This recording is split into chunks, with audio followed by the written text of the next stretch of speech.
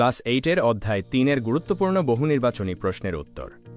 Sine নিচের কোন ঘটনাটি ব্যাপন ও অভিস্রবণ উভয় প্রক্রিয়ার সঙ্গে সম্পর্কিত? ক উদ্ভিদের পানি শোষণ, খ সুগন্ধির গন্ধ ছড়িয়ে পড়া, গ বরফ গলে যাওয়া, ঘ বৃষ্টিপাত। উত্তর ক ব্যাখ্যা মূলরোম দিয়ে পানি প্রবেশ করে অভিস্রবণের মাধ্যমে পরে সেই পানি ও দ্রবীভূত পদার্থ উদ্ভিদের বিভিন্ন অংশে ছড়িয়ে পড়তে ব্যাপনের ভূমিকা থাকে। ছেড়ে উদ্ভিদের রন্ধ্র বন্ধ হয়ে গেলে প্রথমে কোন প্রক্রিয়াটি সবচেয়ে বেশি ব্যাহত হবে?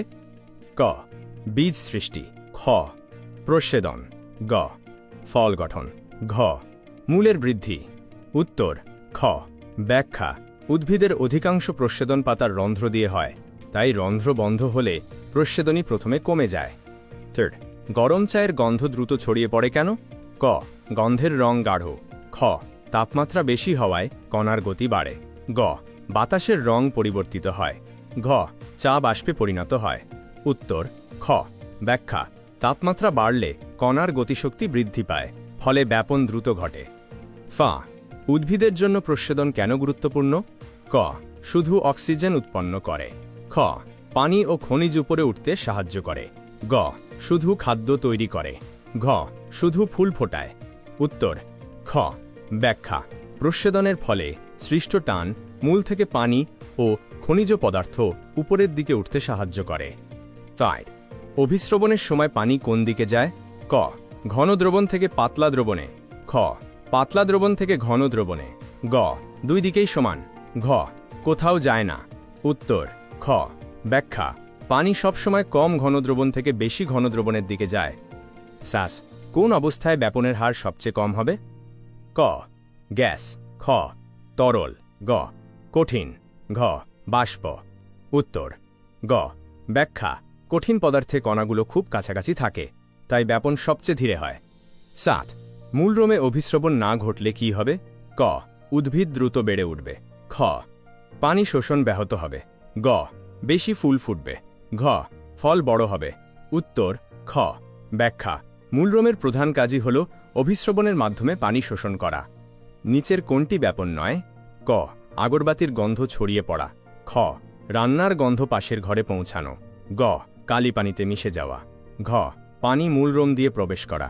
উত্তর ঘ ব্যাখ্যা মূলরোম দিয়ে পানি প্রবেশ করা অভিস্রবণ, অন্যগুলো ব্যাপনের উদাহরণ। সাইফ উদ্ভিদের প্রচ্ছেদন বেশি হলে কি ঘটতে পারে?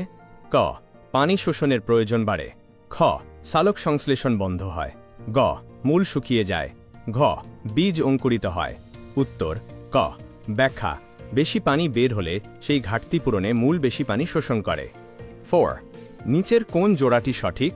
ক ব্যাপন আধাভেদ্য ঝিল্লি প্রয়োজন, খ অভিস্রবণ আধাভেদ্য ঝিল্লি প্রয়োজন, গ প্রচ্ছেদন প্রাণীর দেহে ঘটে, ঘ ব্যাপন শুধু গ্যাসে ঘটে। উত্তর খ ব্যাখ্যা অভিস্রবণের জন্য আধাভেদ্য ঝিল্লি অপরিহার্য। 5 কিশমিশ দীর্ঘ সময় পানিতে রাখলে ফুলে ওঠে কেন?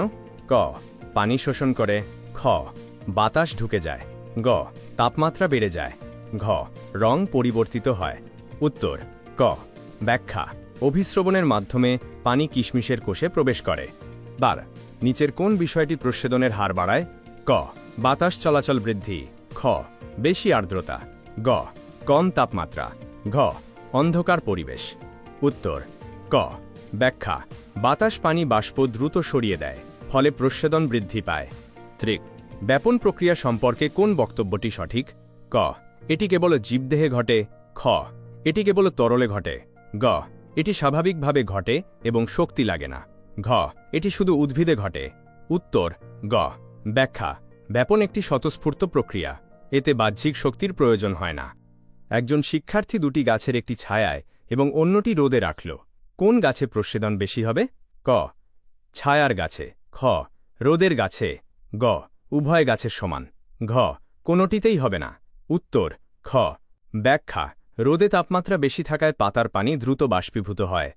ব্যাপন, অভিস্রবণ ও প্রচ্ছেদন এই তিনটি প্রক্রিয়ার মধ্যে কোন মিলটি রয়েছে? ক তিনটিতেই পানি বাষ্পে পরিণত হয়, খ তিনটি জীবের স্বাভাবিক জীবন প্রক্রিয়ায় গুরুত্বপূর্ণ, গ তিনটি শুধু প্রাণীদেহে ঘটে, ঘ তিনটিতেই আধাভেদ্য ঝিল্লি লাগে। উত্তর খ ব্যাখ্যা এই তিনটি প্রক্রিয়াই জীবের স্বাভাবিক কার্যক্রমে গুরুত্বপূর্ণ ভূমিকা পালন করে।